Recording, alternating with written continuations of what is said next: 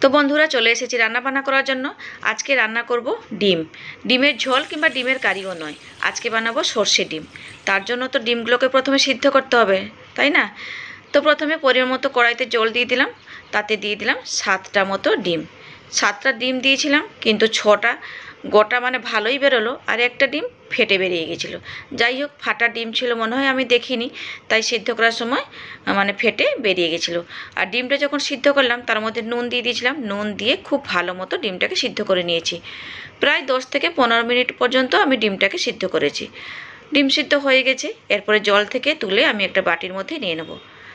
ডিমটা যতক্ষণ ঠান্ডা হবে সেই ফাঁকে মানে এই সর্ষে ডিমের জন্য একটা মশলা বেটে নিতে হবে। শিলের মধ্যে আমি নিয়ে নিয়েছিলাম সাদা সর্ষে, পোস্ত আর কাঁচা লঙ্কা। সেগুলোকে ভালো করে মানে মিহি করে বেটে রেডি করে রেখে দিলাম। মশলাটা বেটে রেখে দিয়ে তারপরে ডিমের খোসাগুলোকে আমি ছাড়িয়ে নিলাম। ছাড়িয়ে নিয়ে আবারও একবার ডিমগুলোকে ভালো করে ধুয়ে নিয়েছি। তারপরে একটা ছুরি নিয়ে মাঝখান থেকে কেটে নিচ্ছি, দুভাগে ভাগ করে নিচ্ছি।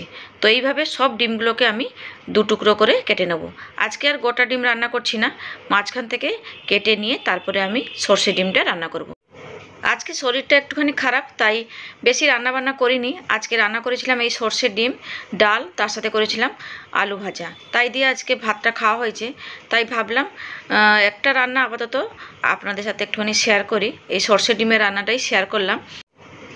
কি বলুন তো, ভিডিওটা এত লম্বা হয়ে যাচ্ছে না, ভিডিও এডিটিং করার সময় অনেকটা সময় যাচ্ছে। তারপরে সংসারের কাজ, ছেলেকে দেখাশোনা করতে হয়, ওর পিছনে একটুখানি খাটনি এটা আছেই। তাই শরীরটা একদমই মানে ভালো যাচ্ছে না। যাই হোক, কাজ তো করতেই হবে, যেহেতু এই লাইনে আছি, কাজটা করতেই হবে। কাজ বলুন, কাজটা ফাঁকি দিলে তো চলবে না। যাই হোক, সব ডিমগুলো কেটে রেডি করে নিয়েছিলাম। তারপরে কড়াই বসিয়ে গরম করে নিয়ে তাতে দিলাম সর্ষের তেল।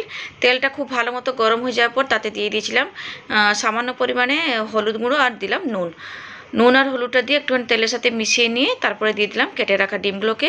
উল্টো দিক করে দিয়েছিলাম, মানে কুসুমের দিকটায় করে, মানে তেলের দিকে দিয়ে ভালো করে একটুখানি ভেজে নিয়েছিলাম। হালকা হাতে একটুখানি নাড়াচাড়া করেছিলাম যাতে কুসুমগুলো না বেরিয়ে যায়। তবে বেরিয়ে যায়নি, খুব ভালো মতো কিন্তু ভাজাও হয়েছে লাল লাল করে। তারপরে যে মশলাটা আমি বেটে রেখেছিলাম না, সাদা সর্ষে, পোস্ত আর কাঁচা লঙ্কা, সেই বাটাটা দিয়ে দিলাম। তারপরে দিলাম কিছুটা পরিমাণে জল। তারপরে দিলাম পরিমাণ মতো হলুদের গুঁড়ো, লঙ্কার গুঁড়ো, নুন, স্বাদ মতো একটুখানি চিনি দিলাম। 2-4 মিনিট ভালো করে ফুটিয়ে নিয়ে তারপরে তাতে দিয়ে দিলাম কাঁচা সর্ষের তেল।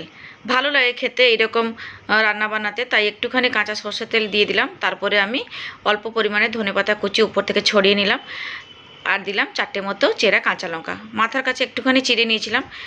যাই হোক, 1 সেকেন্ড কি 2 সেকেন্ডের মতো একটুখানি ফুটিয়ে নিয়ে ঢাকা দিয়ে দিলাম। ঢাকা দিয়ে রেখেছিলাম 5 থেকে 6 মিনিট। তারপরে নামিয়ে নিয়েছি। এই যে দেখুন।